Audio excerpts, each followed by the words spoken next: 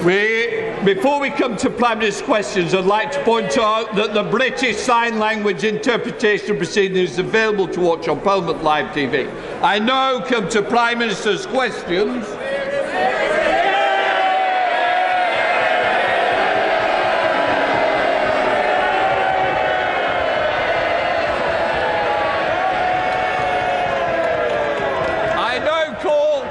Chamberlain. Question 1, Mr. Speaker. Prime Minister, question 1. Mr. Speaker, I will shortly be updating the House on this country's fantastic progress in tackling COVID-19, including our booster programme, enabling us to ease Plan B measures and restore the ancient liberties of this country. Mr. Speaker, I know that the whole House will be delighted that Her Majesty the Queen has given permission for a special medal to be awarded to all those who deployed to Kabul. Operation Pitting saw our servicemen and women deliver the largest British evacuation since the Second World War. The whole country can be immensely proud of their service. Mr. Speaker, this morning I had meetings with ministerial colleagues and others. In addition to my duties in this House, I shall have further such meetings later today. Wendy Chin. Thank you, Mr. Speaker. Last year we were told by the Prime Minister there were no Downing Street parties. Then it turned out there were parties, but we were assured that no rules were broken. Last week we heard that rules may have been broken, but that he thought it was a work event. And now yesterday from the man who wrote the rules, it was, well, nobody told me what those rules were. Mr. Speaker, 5 weeks ago the people of North Shropshire were clear, and the people of North East Fife are being clear to me now. No matter the excuse, there is no excuse for taking the British people for fools. Will the Prime Minister agree it is now time for him to resign?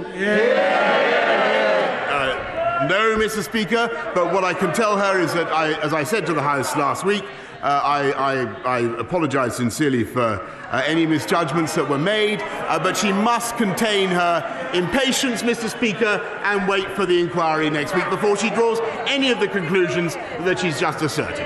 John Burrow. Thank you, Mr. Speaker. Latest evidence and research shows that the UK is the most attractive country in the world amongst young people across the G20. Amid intense soft power competition from other countries, including China, can the Prime Minister assure me and other members of the British Council All-Party Group that the government will meet the British Council's funding requirements to ensure it doesn't have to close any more offices overseas and to ensure that it commits all its energy to retaining our top spot? Mr. Speaker, I entirely share my right honourable friend's enthusiasm for the British Council, which is a wonderful institution that we all love, and that's why we're providing through the FCDO £189 million of funding this year, a 27% increase, Mr. Speaker, in spite of all the difficulties this country is facing, 27% increase on the previous financial year. We've also provided a loan facility of up to £145 million to support all the wonderful work that the British Council does. We now come to the Leader of the Opposition, Keir Starmer. Thank you, Mr. Speaker. Can I start by warmly welcoming... Can I start... Listen to the Prime Minister. Can I just say, I expect people to listen to the Prime Minister. I certainly don't want the Leader of the Opposition shouted down. You might not like the day, but this is the day that we've got. Keir Starmer. Mr. Speaker, I'm not bothered. I assumed it was directed over here. Can I start by warmly welcoming the honourable member for Bury South to his new place and to the Parliamentary Labour Party. Mr. Speaker, like so many people up and down the country, he has concluded that the Prime Minister and the Conservative Party have shown themselves incapable of offering the leadership and government this country deserves, whereas the Labour Party stands ready to provide an alternative government that the country can be proud of. Mr. Speaker, the Labour Party has changed, and so has the Conservative Party. He and anyone else who wants to build a new Britain built on decency, security, prosperity and respect is welcome in my Labour Party. Every week, the Prime Minister offers absurd and frankly unbelievable defences to the Downing Street parties, and each week it unravels. I've been elected the chair. I don't need to be told how to conduct the business. So if somebody wants to do some direction, I'll start directing them out of the chamber. Keir Starmer. Mr. Speaker, I see the very noise. I'm sure the Chief Whip has told them to bring their own booze.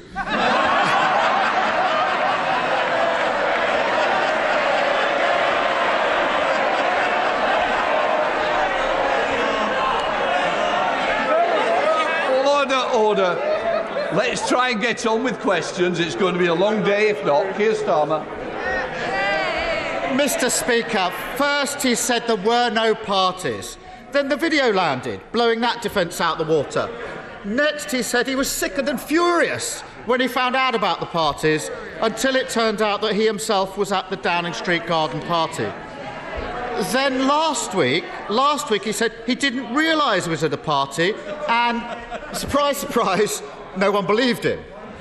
So this week he's got a new defence. Nobody warned me that it was against the rules. That's it. Nobody told him. Since the Prime Minister wrote the rules, why on earth does he think that his new defence is going to work for him? Well, thank you, Mr. Speaker. Well, he talks about the rules, and let me repeat what I said to the honourable lady across the aisle earlier on. Of course, Mr. Speaker, we must wait for the outcome of the inquiry. But I renew what I've said, Mr. Speaker. But when it comes to his view, nobody believes what you said. Can we have a little less? I want to this Prime Minister like I wanted to leader of the opposition. I want the same courtesy from both sides. Prime Minister. Yeah. Well, Mr. Speaker, if we'd listened to the right honourable gentleman about COVID restrictions, which is the substance of his question, then, Mr. Speaker, we would still be we would have been in lockdown after July. If this is the truth, if we listened to the Labour front bench in the run-up to Christmas and New Year, Mr. Speaker, we would have stayed in restrictions with huge damage to the economy. And it's because of the judgments that I've taken and that we have taken in Downing Street that we now have the fastest growing economy in the G7.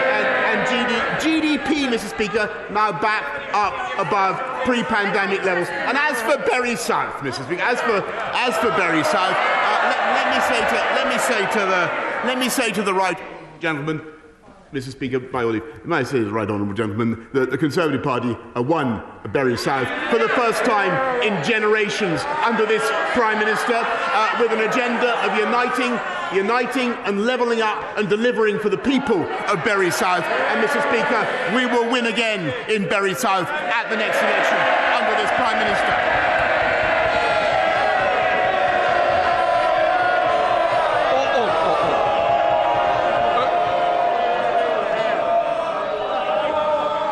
Look, it's important I want to hear both sides, and I don't want this continuous chant. Because if we do, there'll be less people on these benches, and the same on the other side. I expect both sides to be heard with courtesy.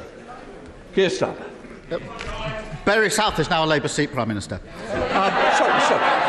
Order. Did somebody want me to apologise? No, somebody shouted apologise. I hope it wasn't aimed at me. No. And so we'll also have less from that corner. Keir Starmer. Thank you, Mr. Speaker. Not only did he write the rules, but some of his staff say they did warn him about attending the party on the 20th of May 2020. Now, I've heard the Prime Minister's very carefully crafted response to that accusation. It almost sounds like a lawyer wrote it. So I'll be equally careful with my question. When did the Prime Minister first become aware that any of his staff had concerns about the 20th of May party?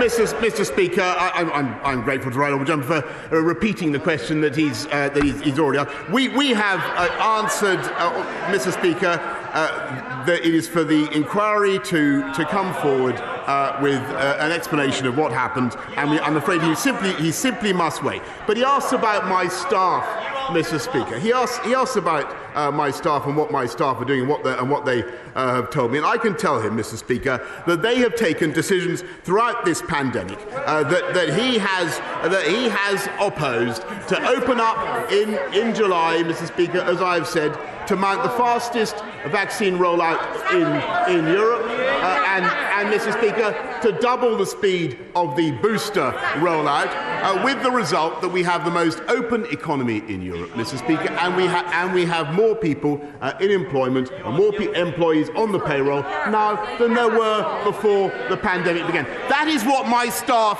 have been working on in Downing Street, Mr. Speaker, and I'm proud of them. Keir Starmer. So, Mr. Speaker, apparently Sue Gray is going to tell the Prime Minister, when he first became aware that his staff had concerns about the May 20th. The Prime Minister's account gets more extraordinary with each version of his defence. If the Prime Minister's new defence were true, it requires him to suggest that his staff are not being truthful when they say they warned him about the party. It requires the Prime Minister to expect us to believe that whilst every other person who was invited on the 20th of May to the party was told it was a social occasion, he alone was told it was a work meeting.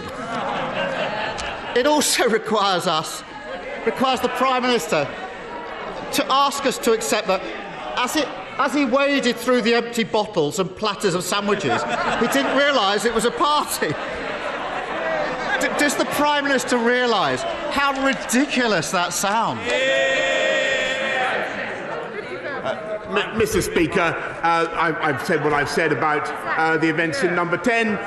He will have to wait for the report. And Mr. Speaker, I think he asks for further clarification. I think there are lots of people who are interested. I say this entirely in passing, Mr. Speaker. Lots of people are interested in the exact legal justification from the learned leader of the opposition for the picture of him drinking a pint of beer or a bottle of beer. Mr. Speaker, I merely perhaps he could tell the House about that in a minute, Mr. Speaker. But what I can tell the House is that throughout the pandemic, people across government have been working flat out to protect the British public with huge quantities of PPE, so we can now make 80% in this country, with the biggest and most generous furlough scheme virtually anywhere in the world, and the fastest. And by the way, Mr. Speaker, if we listened to them, we would have stayed in the European Medicines Agency, and we would never have been able to deliver the vaccine rollout at the speed that we did. Keir Starmer. Mr. Speaker, if the Prime Minister thinks the only accusation he faces is that he once had a beer with a takeaway, then Operation Save Big Dog is in deeper trouble than I thought.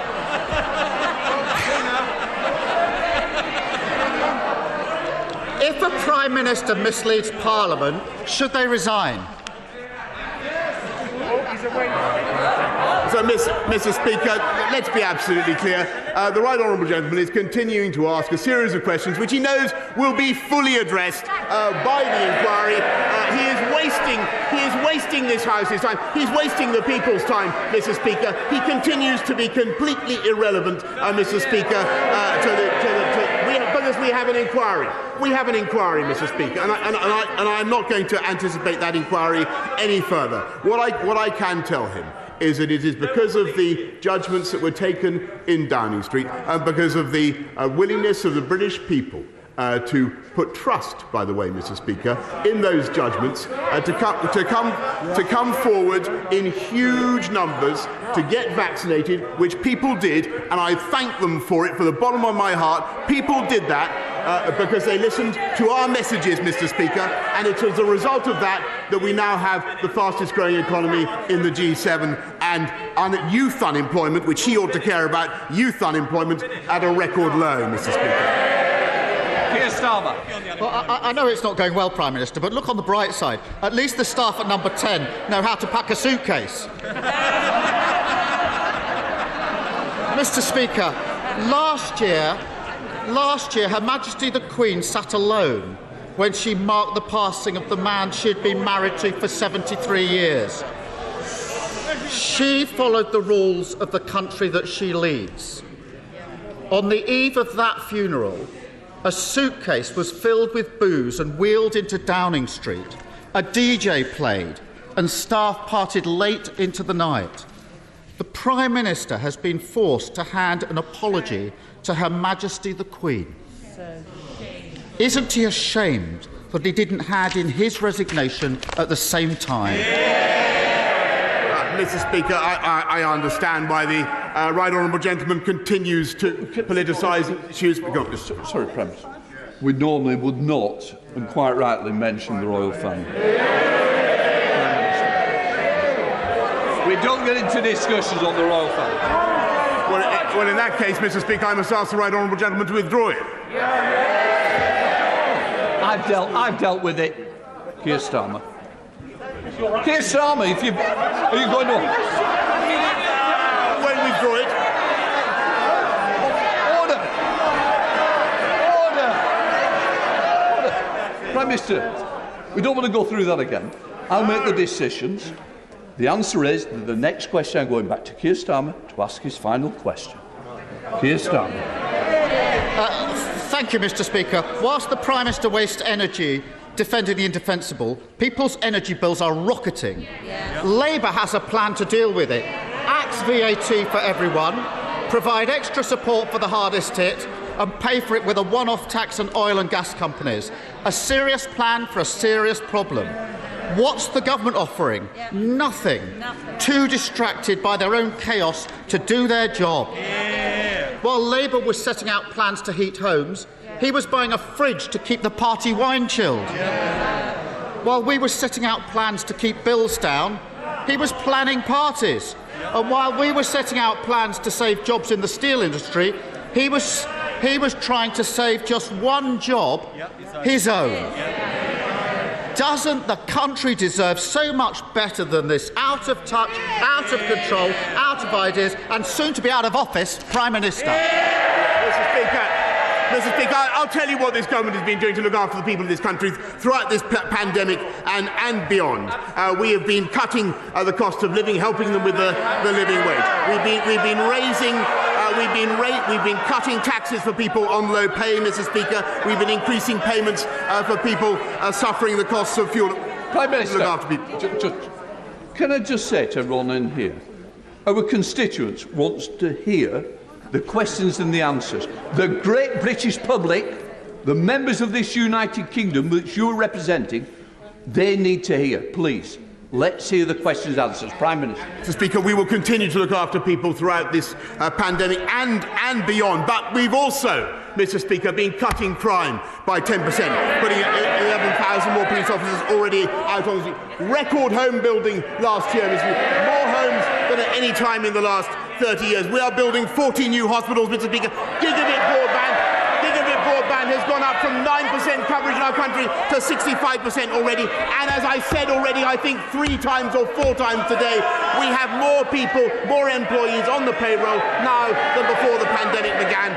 And unemployment, youth unemployment, at a record low, Mr. Speaker. And when the history of this pandemic comes to be written, and the history of the Labour Party comes to be written, and believe me, they are history and will remain history, Mr. Speaker, it will show that we delivered while they dithered, and we vaccinated while they vacillated, Mr. Speaker.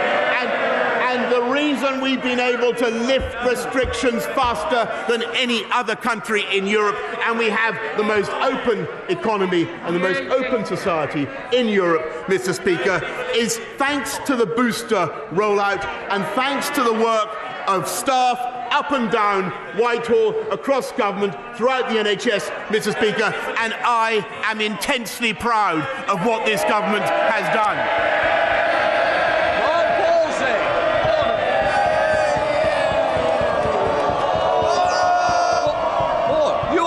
If you let the questions come, not pausing. Thank you, Mr. Speaker. Following on from the excellent news on the economy and jobs, the Prime Minister will remember my question to him last June about proposals for a gigafactory in Coventry. last week local councils granted outline planning permission to create 6,000 new skilled jobs, to secure many thousands of others, inject £2.5 billion into our local economy and level up across our region. With fast rising demand for greener and cleaner electric cars, may I ask him for his support to ensure the swift delivery of this vitally important project? I thank my honourable friend for campaigning for this wonderful project, and we are supporting the electric vehicle industry. We made another £350 million available through the Automotive Transformation Fund, on top of the £500 million commitment that we've already made in the 10-point plan. And I know that the campaign for Coventry Airport is an excellent one. I look forward to seeing how it develops. We now come to the leader of the SNP, Ian Blackford. Thank you, Mr. Speaker. This week was supposed to be Operation Save Big Dog, but it's quickly become Operation Dog's Dinner. Over the past few days, we've had more damaging revelations about Downing Street rulemaking, more evidence that Parliament has been misled, and an even longer list of ludicrous, absolutely ludicrous excuses from the Prime Minister. First he claimed there were no parties. Then he wasn't present. Then he admitted he was at them, but he didn't know it was a party. And then, Mr. Speaker, the latest sorry excuse is really the most pathetic of them all. Nobody told me. Nobody told me. Nobody told the Prime Minister he was breaking his own rules. Absolutely pathetic. The Prime Minister, you know, what a look. The Prime Minister laughing once again, laughing at the British public. The Prime Minister is taking the public for fools. Nobody believes him. Will the Prime Minister finally take responsibility? Resign. Go, Prime Minister.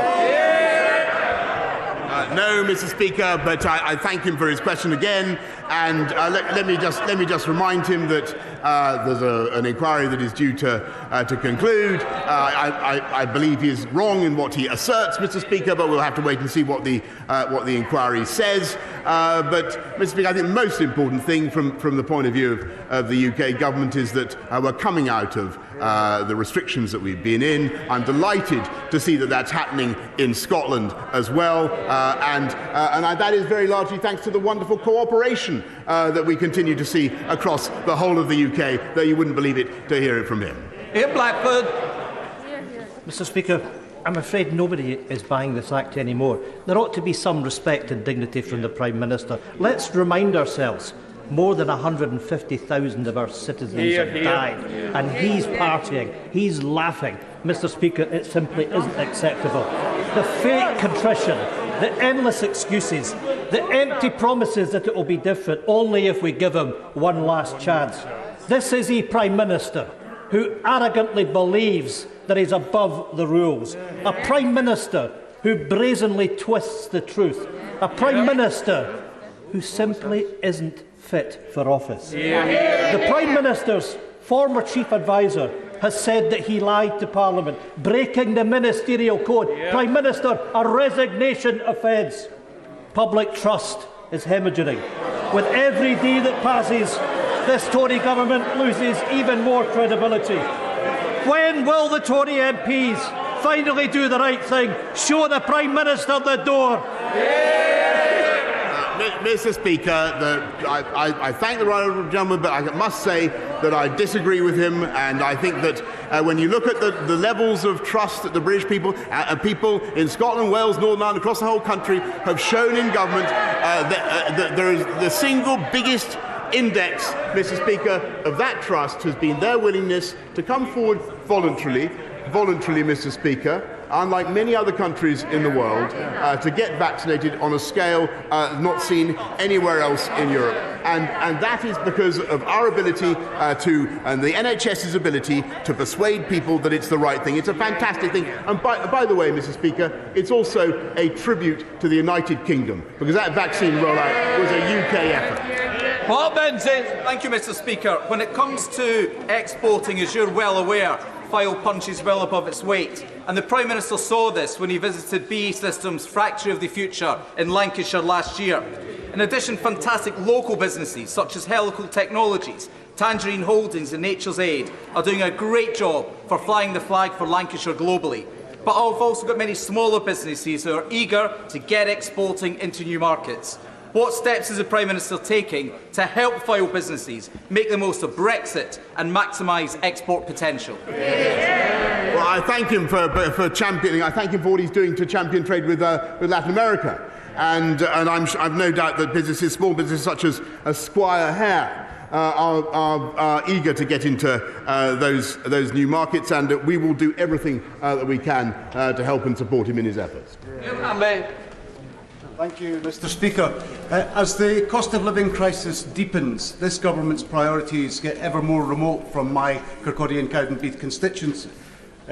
Only this week, I learned a veteran in my constituency, James Scott, took his own life as a result of his struggle with mounting financial pressures.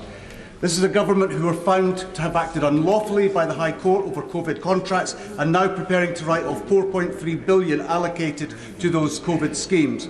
Why can the UK government find billions of pounds for profiteers and fraudsters, but they can't find compassion to treat the people with dignity, lifting the benefits cap and reinstating the cut to universal credit? Well, first of all, Mr. Speaker, I want to say how sorry I am for what he's had to say about James Scott, and this government does as much as we can to support veterans, and that's why we published the Veterans Action Plan only the other day, Mr. Speaker. But what we're also doing is ensuring that we support people throughout this crisis. He mentions, and I've said in my answer to the right honourable gentleman, many of the steps that we're taking to protect people on low incomes, and we will continue to do more, Mr. Speaker. He attacks the contracts for PPE. Actually, I think it was an astonishing thing at great speed to be able to give this country 17 billion items of PPE, thanks to the efforts of people across Whitehall. Mr. Speaker, this country is now capable of producing 80% of our own PPE. Kate Griffiths. Thank you, Mr. Speaker. Shortly before Christmas, my constituent, Oliver Freckleton, was found at home having been stabbed to death on the eve of his 20th birthday. Yesterday, his heartbroken parents held their son's funeral. Oliver leaves behind a partner and a baby daughter, and 2 teenagers have been arrested for his murder. Now, this tragic event leaves behind a devastated family, friends, and a very worried community. I'm grateful for the work that Staffordshire Police is undertaking to tackle violent crime in my constituency, and the extra 149 additional police officers recruited is very welcome. But does the Prime Minister agree with me that a multi-stakeholder approach is vital to tackling crimes amongst our young people? And what can the government do to support not just the police, but schools, colleges and local authorities in working to address this issue? My honourable friend, first of all, I'm very sad to hear the news of the loss of her constituent, Oliver. And like so many victims of violent crime, the answer, as is the case with so many victims, the answer is not just policing, though that is vitally important, and that's why we're investing so massively in 20,000 more police officers and supporting them with toughening the law, Mr. Speaker. But it's also, as she rightly says, important to get all the institutions of the state to work together: schools, colleges, the social services and the health service, mental health service as well. Jessica Morton. Thank you very much, Mr. Speaker. Why is it so hard for this Prime Minister to admit that he made the rules, so he should know the rules and he should follow the rules? Everyone out there knows it's as simple as that. And if he had any shred of compassion for all those out there who've suffered through this, he'd go. Mr. Speaker, I entirely understand people's feelings, and I entirely support what she says about obeying the rules when you make the rules. She's completely right. On the other hand, I do urge her to wait, as I've said to the benches of it, to wait until next week. Well, Thank you, Mr. Speaker. The opposition have been told there's going to be an inquiry. They've visited every single question on one issue. Well, my constituents wants to get on with other things. In January 2021, the government estimated that at least 800 million will be released from the Dormant Assets Scheme extension. Does he agree with me that funding through a new community wealth fund will be a catalyst to level up the most left-behind communities, and the bill should include specific provision for a consultation on the scope, shape and nature of such a fund? Mr. Speaker, we certainly are legislating to, I thank you very much, and we will be legislating to expand the Dormant Assets Scheme to include new financial assets, which would unlock an estimated £880 million. We'll be considering how to spend the English portion of that, and the Community Wealth Fund that he proposes is certainly an option, and I thank him very much. Peter Grant. Thank you, Mr. Speaker. My constituent Anne has told me a friend saw the ambulance outside the house on the night Anne's husband died. She wasn't allowed to go into the house to comfort her friend. Anne's husband went to his rest in an almost empty building, while scores of his friends stood freezing outside. Anne went home to an empty house to grieve the rest of the day alone. My constituent Susan wasn't allowed to go in the ambulance or even follow the ambulance, blue light and all, after her husband had a heart attack. Other constituents had the heartbreaking realisation they weren't allowed to go into care homes to break the news in person to their relatives that someone else in the family had died. Mr. Speaker, in their words, not mine, in their words, the Prime Minister is a charlatan, a hypocrite and a liar. What will he now say to my constituents? Look, I know you're repeating what your constituents said. I want more moderate and temperate language. Prime Minister, you might just want to deal with the general question, certainly not the answer. I thank you, Mr. Speaker, and I want to repeat that I understand the feelings that he has relayed to me, as I said last week, and I sympathise very deeply with the feelings, and I understand why people feel as they do. And I thank people very much for everything they have done. I recognise the enormous sacrifice that people have made.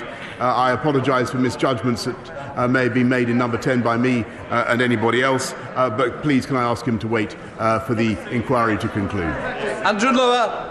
Thank you, Mr. Speaker.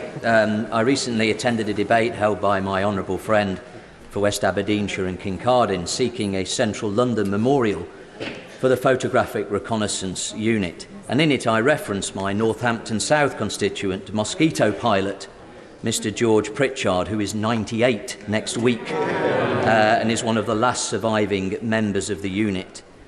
Will the Prime Minister join my honourable friend, me and Mr. Pritchard in backing this fitting and needed memorial?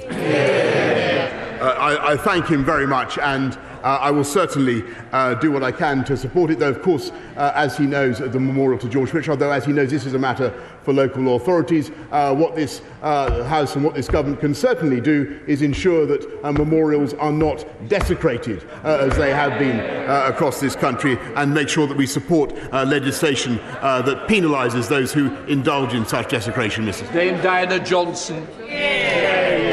Thank you, Mr. Speaker. Mr. Speaker, when a Prime Minister is spending his time trying to convince the great British public that he's actually stupid rather than dishonest, isn't it time that he goes now? Mr. Speaker, I think that was a question for you rather than me, but I'm not. Look, I've made my point. I think that the British public have responded to what this government has had to say in the most eloquent way possible.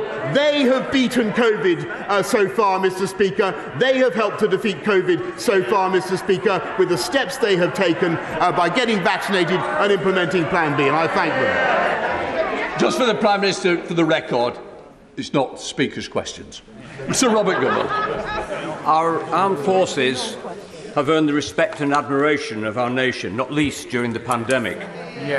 On Remembrance Sunday, we commemorate their sacrifices, but on Armed Forces Day, on the 25th of June, we will celebrate all that is amazing about our Army, Navy and Air Force. In a normal year, we get about 20,000 people at the event in Scarborough, but this year we will finally host, after twice being postponed, National Armed Forces Day. Will the Prime Minister pull out all the stops on land, sea and air to make this truly an event to remember? Well, Mr. Speaker, I have no doubt that Armed Forces Day will be absolutely spectacular across the country, and that Scarborough will make a terrific contribution and a notable contribution as well. Williams. Thank you, Mr. Speaker. Last April, I asked the Prime Minister if he agreed with the principle that politicians shouldn't lie. He replied that he concurred with the basic principle that the honourable gentleman has just enunciated. Would he like to amend the record? No, Mr. Speaker. Simon Hall. Thank you, Mr. Speaker. The vast majority of people, and indeed politicians across Northern Ireland, believe that whatever the question, double jobbing is not the answer. Could I urge my right honourable friend to listen to the majority and ask him not to move the government amendment in the other place later today? I'm grateful to my honourable friend, and I'm advised that I think the amendment in question is indeed going to be withdrawn. Twist. Mr. Speaker, my constituents are rightly angry at the Prime Minister's behaviour. But while Downing Street fights to save his political life, people across the North East are worrying about rising food and energy bills, rising unemployment and rising levels of child poverty. He talks about levelling up, but my constituents are seeing opportunities cut. Does the Prime Minister agree with me that his government has failed and it's time for him to go? No, Mr. Speaker, I really don't agree with her, and I don't think she could have been following anything that's being said this afternoon. We have unemployment falling to near record lows, Mr. Speaker, and we have job vacancies. We have job vacancies at record highs, Mr. Speaker. That's what Conservative governments do. They create jobs and they get the economy moving. David Davis. Thank you, Mr. Speaker. Like many on these benches, I spent weeks and months defending the Prime Minister against often angry constituents. I reminded them of his success in delivering Brexit and on the vaccine and many other things.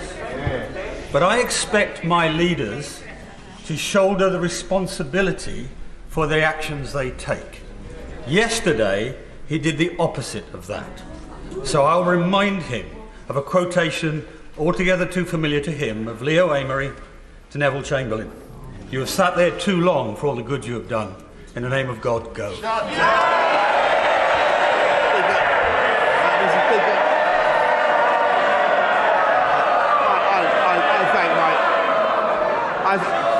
Order. Prime Minister.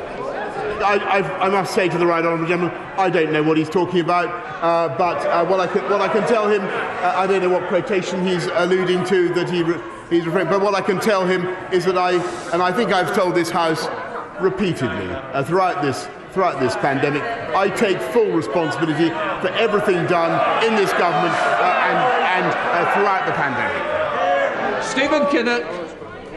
Does the Prime Minister agree with the Leader of the House that the Leader of the Scottish Conservatives is a lightweight? Mr. Speaker, the Conservative approach to the Union is one that I think is right for our country. We want to keep it together, and I think Conservatives in Scotland do an excellent job, and that's why their stout defiance, their stout defence of the Union was repaid at the last election, and Labour, Mr. Speaker, is increasingly endangering our unions. Clayton Drummond. Mr. Speaker, and many people last week welcomed the 5-year moratorium on smart motorways. However, the M27 is due to be open as a smart motorway in a couple of months. What reassurance can my right honourable friend give my constituents in Meon Valley and others in the rest of South Hampshire that the M27 will be safe and give them confidence to use it? I thank her very much, and I can assure her that we're well aware of the risks associated with the smart motorway scheme. I know that my right honourable friend, the Secretary of State for Transport, is looking at it right now. We now come to the Prime Minister's COVID-19 statement. I now call the Prime Minister.